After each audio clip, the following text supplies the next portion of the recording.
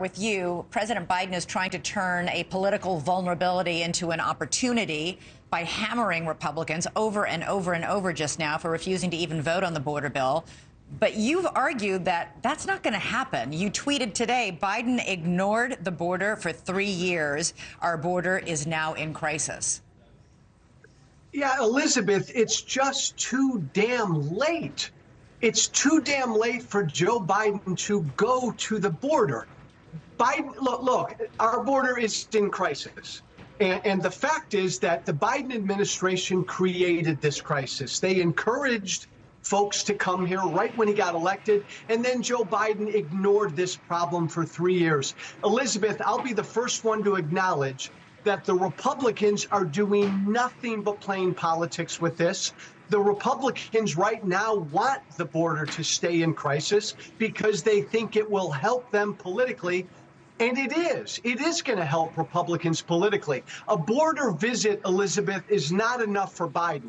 If he wants to try to turn this thing around, he's got to get a hell of a lot tougher and enact real executive action down at the border. Yeah, Charlie, we just listened to President Biden. I was waiting to hear something dramatic, like an executive order. I mean, something. We're going to shut the border down in an emergency and stop all crossings until we get control. We heard none of that. Yeah, I largely agree with what Joe just said, that President Biden for too long minimized this matter at the border, and he just did it for far too long, and now he's showing up at the border. He's right that Republicans are playing politics. This is a very cynical gesture that they walked away from the deal that James Lankford negotiated. Frankly, that was a very good deal, and Republicans would have had many policy wins. So Republicans still have an advantage on the issue, but I would say less of an issue, less of an advantage, simply because, you know, a lot of the public saw that and said, well, these Republicans aren't serious. So, yes, Republicans are in a stronger position, but I think they hurt themselves by failing to take some incremental wins. They could have still pounded Biden on the issue, saying we'll pocket the gains and then go attack him. Right. We're going to do more when we take over. Give those Border Patrol agents, the White House. yeah, something to deal with. Yeah, Joe, I wanted to. Trump today toured with the head of the Border Patrol Union, the Border Patrol Union, the head of the Border Patrol Union. This union endorsed that border deal and really wanted it to pass. I interviewed the head of the union here on this show. But today, the union tweeted on social media, "Attention, President Biden, keep our name out of your mouth today." The president of the union then went, and spoke right before Trump gave his remarks and said, "Our agents are mad as hell that President Biden went to Brownsville instead of a true crisis point."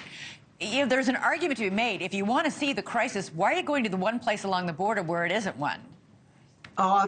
Elizabeth, that's so right. Look, again, I will acknowledge that Republicans demagogue the issue of the border, and they demagogue immigration.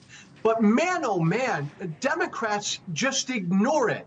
And now it's too late. And now it's not just the border. We're seeing Democratic mayors in cities all over this country up in arms with all these migrants.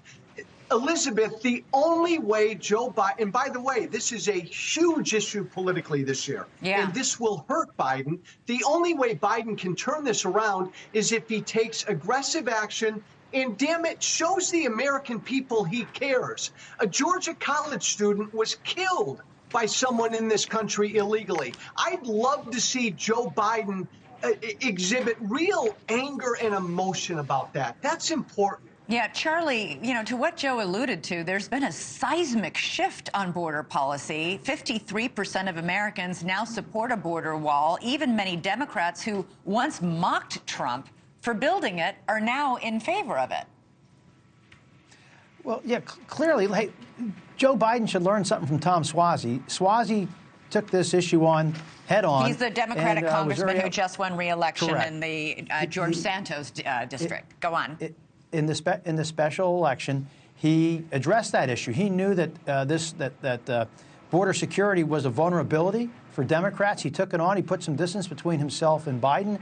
And so he was smart. Biden would be smart to channel him. And by the way, if you're going to do a photo op at the border, you might want to go to an area where there's a real problem.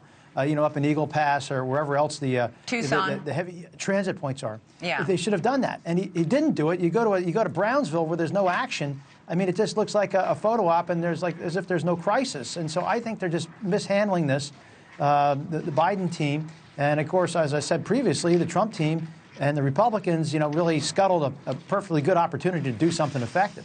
Thanks so much for watching. Go to joinnn.com to find NewsNation on your television provider.